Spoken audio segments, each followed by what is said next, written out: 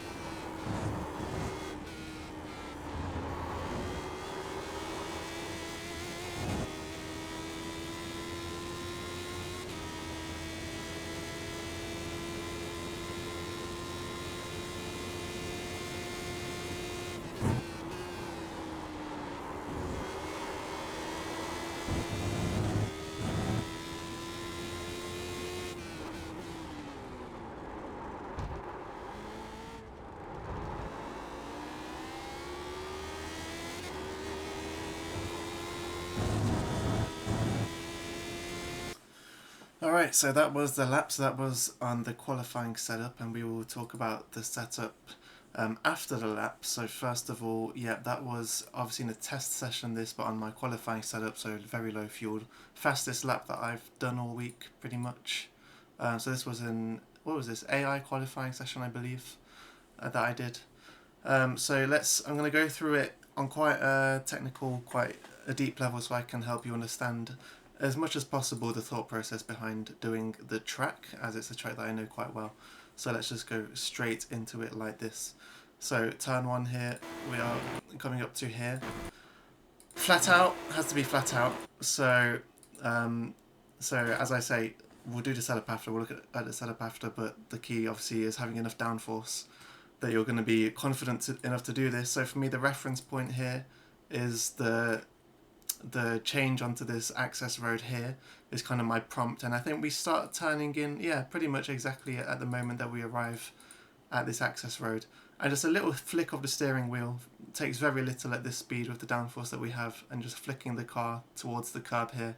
Now obviously lots of off tracks at this track, it's a notorious one for the off tracks, so we're being quite careful here, just making sure we've got at least two wheels well over the white line here.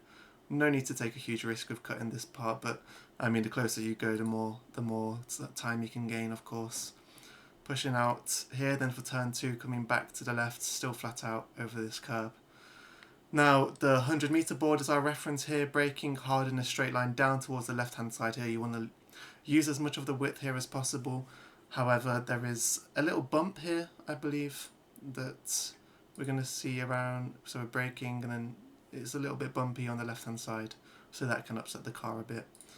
But yeah, the key here, braking in a straight line and then trail braking, you know, watching my braking trace. We're going to stay on the brakes all the way as we start turning in. Obviously lower the brake trace, but keep braking and turning in all the way to the apex here, getting close to the sausage curb. And then pushing the throttle as soon as we meet that apex, out in second gear.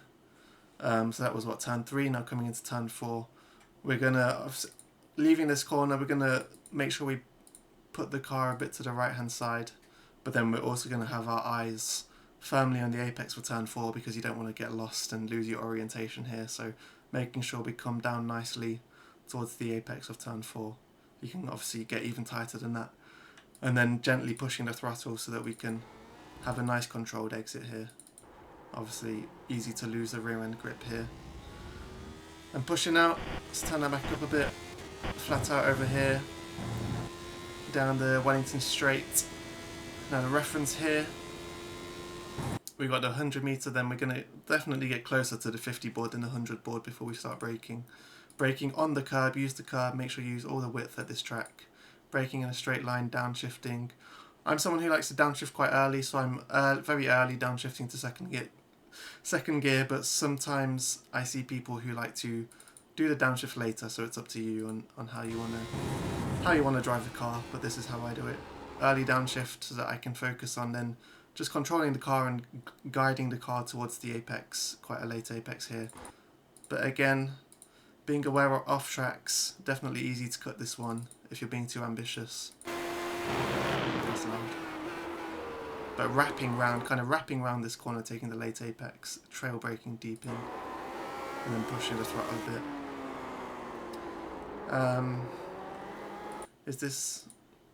Is this Stowe? I believe it. No, Stowe's the one at the end of the Hanger Straight. I don't know the turn names, I'm afraid. I'm stupid. But for this one, allowing the car to come out a bit. So we're gonna on the entry here. Hopefully the turn name will come to me because I should know it. I'm just gonna find it. Sorry, my bad. Track info, track map. Luffield. There we go. Luffield. So we're going to leave a bit of room on the entry to Luffield so that we can then, as we enter, we brake a bit. We take a bit of an early entry here, but then we let the car push out a bit so that we can also get a late apex. So we're kind of doing a V shape, yeah, doing a bit of a V shape on Luffield. Staying in second gear and then pushing the throttle. Using all of the width here, as long as you've got two wheels in contact with the what's this, navy blue and white curb, then you're all good. So using all of the exit here, pushing out, do the notorious cutting over here. Not sure why it's allowed, but it is.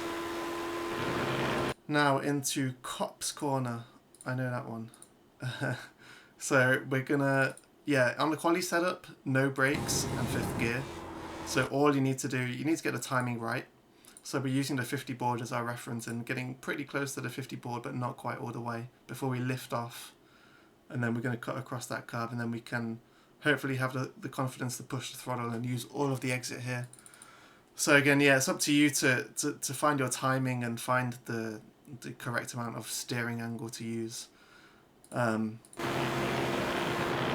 ultimately going very fast around Cops.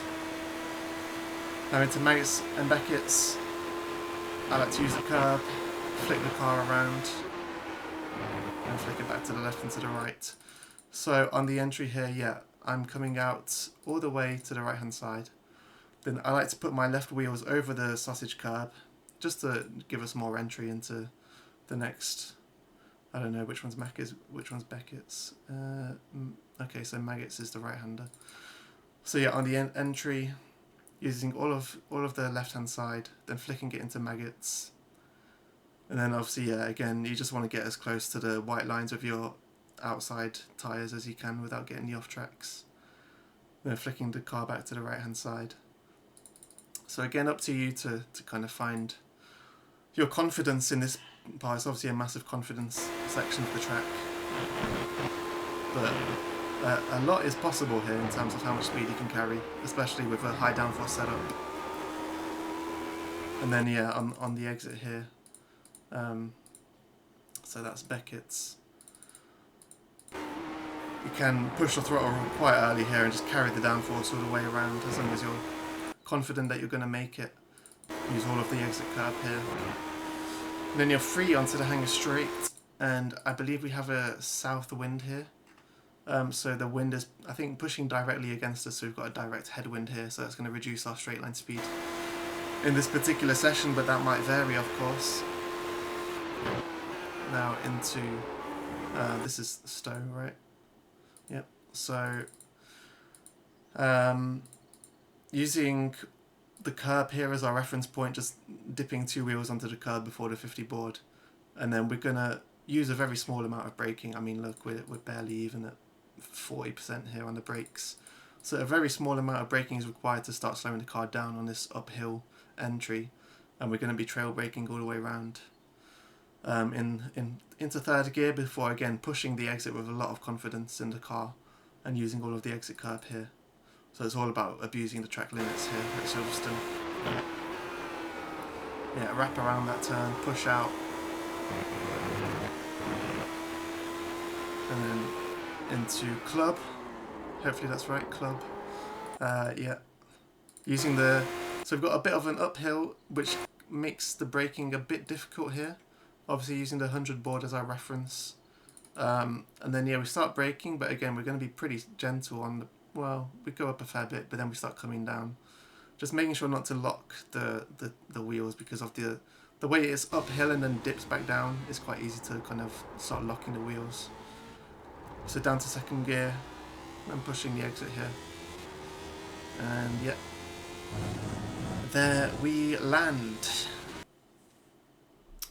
Alright, so let's talk about the setup now. So that's my Silverstone race setup. So that was from the wet session yesterday, so let's go and find my qualifying setup. And actually I've got two there, so this was...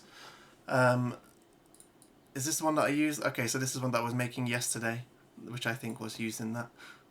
So this is what I've landed on at the minute. So we've... obviously I'll share the setup in Discord, and I can send it any other ways people want me to. So I'm just going to talk about what I know about the setup, because I don't really have a great grasp on everything to do with setup. I'm not a master. But basically there are elements of this setup that I'm pretty sure are from Togo or Paoli's setup from previously at this track. There's elements from my previous setup that I was using last season, which was derived from their setup. So bits of this are probably taken from their setups, and bits of this are created by me. So I'm going to first talk about the front wing and the rear wing, because that's what I understand best. So we've got 7.7 front wing.